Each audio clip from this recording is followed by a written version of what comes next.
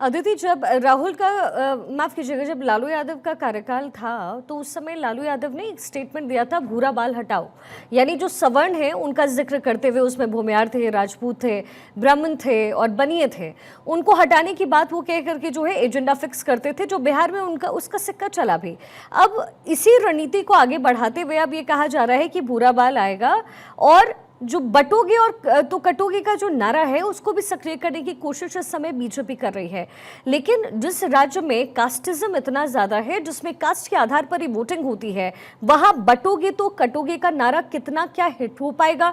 जो तस्वीरें हमने बाकी राज्यों में देखी है, क्या वहां उसके समीकरण बनते हुए लगते हैं?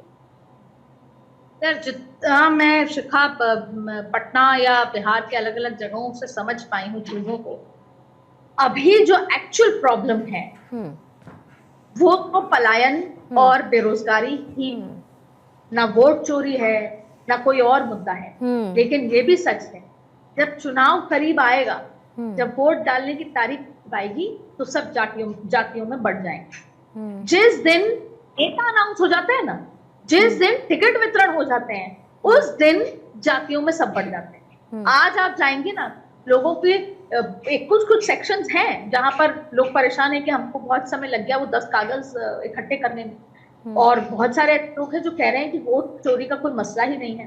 लेकिन सब लोग एक बात कह रहे हैं कि मेरा बिहार तब भी वही था और आज भी यही है। अंततः लॉ एंड ऑर्डर, दूसरा बेरोजगारी, और तीसरा भविष्य ना देख पाना, और उसके चलते हमारे बच्चों का पलायन हो चुका है या होने वाला है। तो असल मुद्दा पलायन बेरोजगारी ही है। लेकिन होता क्या है, आपने महाराष्ट्र में भी देखा, महाराष्ट्र में भी कई मुद्दे थे। किसान का मुद्दा था, किसान आत्महत्या कर रहे थे, किसानों का मुद्दा आज भी है। सरकार बनने के बाद भी महाराष्ट्र में बड़ी संख्या में किसान मर गए हैं। लेकिन उस वक्त क्या बात हुई जिसका आप जिक्र कर रहे थे कि बटोगे तो बटो, वहां पे भी महिलाओं ने अलग वोट किया, एससी ने अलग वोट किया, और ये सब तमाम चीजें हुई। लेकिन कहीं ना कहीं पोलराइजेशन हुआ और ये जमकर भारतीय जनता पार्टी जीत हुई। अब भारतीय जनता पार्टी के 5 बड़े फैक्टर्स हैं। भारतीय जनता पार्टी पहला, नरेंद्र मोदी के चेहरे पर चुनाव लड़ रही है, और भारतीय जनता पार्टी ये जानती है और देश भी जानता है कि मोदी के चेहरे पर वोट पड़ता है, महिलाएं वोट करती हैं, और वोट जो फर्स्ट टाइम वोटर है। अब यहाँ पर एक और लिटमस टेस्ट होगा कि इस बार के first time voter Rahul Gandhi की तरफ जाते हैं या नरेंद्र मोदी की तरफ आते हैं। अक्सर यही ग्राफ रहा है कि first time voters Narendra Modi को वोट करते हैं। दूसरी बात है कि बार बार ये बात बताना कि अगर आरजेडी आएगी, जैसा आप उसकी बात कर रहे हैं कि आरजेडी अगर आएगी तो कैसी स्थिति होगी, आपको नौकरी नहीं मिलेगी, आपकी जमीनें हड़प ली जाएंगी।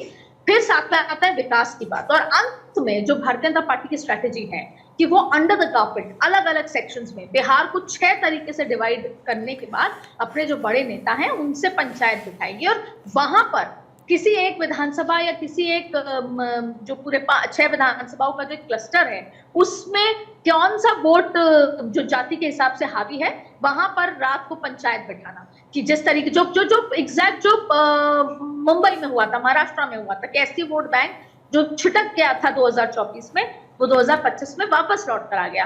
तो वो वोट बैंक को अंदरूनी खाती होगा कि आप हम आएंगे तो आपके साथ क्या होगा, उनको कैसे बांध के रखना है। लेकिन लार्जर पर्सपेक्टिव में जो चुनाव जिस दिशा में आगे बढ़ रहा है, नरेंद्र मोदी और बीजेपी उसको विकास के रास्ते पर आगे ले जाएंगे कि हम इतनी फैक्ट्री डलवाएंगे, हम इतनी नौकरियां देंगे, महिलाओं का सशक्तिकरण करेंगे, महिलाओं को जैसे अभी नीतीश कुमार की सरकार ने डोमिसाइल कर दिया, तमाम बातों का जिक्र करेंगे। लेकिन अंततः ये चुनाव जो है जिसका आप जिक्र कर रही है जाति पर बटेगा, चाहे वो आरजेडी हो, पोलराइज भी होगा, और फिर अल्टीमेटली ये चुनाव जाति और पोलराइजेशन यानी जाति और धर्म पर होकर जिसकी भी जीत होती है, और जिसके लिए दोनों ही पार्टियां तैयार हैं।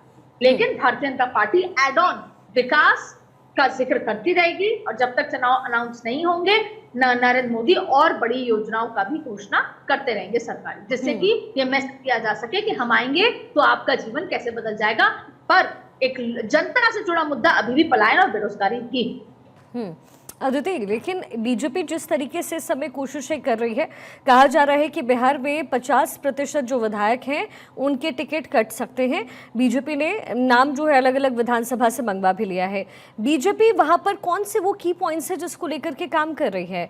और सीइंग द सिचुएशन कि जेडीयू के साथ अलायंस है, बाकी भी जो दल हैं जो एक साथ होकर के एनडीए के साथ लड़ रहे हैं, बीजेपी कितने सीटों पर चुनाव लड़ेगी, भूमिका क्या होगी, और जो विधायकों को जिस तरीके से केटर इस समय बीजेपी कर रही है, क्या वो नॉर्म्स है? क्या ये वही नॉर्म्स है जो राजस्थान में अप्लाई हुए? क्या ये वही नॉर्म्स है जो गुजरात में अप्लाई होते हैं? या फिर ये वही नॉर्म्स है जो अलग अलग राज्यों में बीजेपी लेकर के आती है? या बिहार में कुछ हटकर करने की तैयारी बीजेपी की? देखिए, सबसे पहले तो हर जगह का फीडबैक लिया गया है और ये आप मान के चलिए कि जहां पर एंटी इंकम्बेंसी ज्यादा है वहां के टिकट कटेगी ही कटेगी। जाति समीकरण का ध्यान रखा जाएगा कि किस इलाके में कौन सी जाति ज्यादा प्रभावी है, उनके मुखियाओं से या उनके इंटेलेक्चुअल लोगों से या उनके वरिष्ठ लोगों से बातचीत करके टिकट वितरण किया जाएगा, जिससे वो समाज जब वोट करने जाए तो इस बात का खासा ध्यान रखे। लेकिन एंटी इनकम्बेंसी में आप ये देखेंगे कि बहुत सारे टिकट कटते हुए नजर आएंगे आपको। और इसके साथ साथ देखिए कि पूरा सर्वे हो रहा है। लेकिन बात जब एनडीए के एक साथ चुनाव लड़ने की है तो भारतीय जनता पार्टी बड़े भाई की भूमिका में इस बार लड़ रही है। पिछली बार आपने देखा होगा कहीं ना कहीं बीच में चिराग पासवान और नीतीश कुमार को समझ आ गया था कि बीजेपी के इशारों पर चिराग पासवान लड़ रहे हैं और मेरा वोट काटा है। लेकिन इस बार इस तरह की स्थिति नहीं है। इस बार के बॉडी लैंग्वेज में आज देखिए, जब नीतीश कुमार ने अमित शाह को जिस तरीके से पटका पहनाया, बंद कमरे में 30 मिनट बैठक हुई, टिकट वितरण पर भी चर्चा हुई, तो नीतीश कुमार और अमित शाह की जो बॉडी लैंग्वेज है उसमें वो फर्क नजर आ रहा था। अमित शाह वैसे ही जैसे मातोश्री गए थे महाराष्ट्र में और मातोश्री जाकर जिस तरीके से उन्होंने कहा था कि मैं सबसे पार्टी का राष्ट्रीय अध्यक्ष हूँ, यहाँ पर आपसे मांगने आया हूँ, चर्चा करने आया हूँ, ठीक वैसे ही यहाँ पर उन्होंने भाई की भूमिका में। और इस बार आप तय मानिए कि 100 सीटों पर, हमें पिछली बार भी ऐसा हुआ था कि जेडीयू और अमित शाह बीजेपी बराबर की सीटों पर चुनाव लड़ रहे थे। इस बार ज्यादा सीटों पर चुनाव लड़ना चाहती है, पर कम से कम बराबर की सीटों पर तो लड़ेगी ही लड़ेगी। जी ठीक है अदिति, बहुत शुक्रिया इस पूरे विश्लेषण के लिए। तो देखिए, बिहार में चुनाव होने हैं और चुनाव से पहले जो है तैयारियों का दौर शुरू हो चुका है।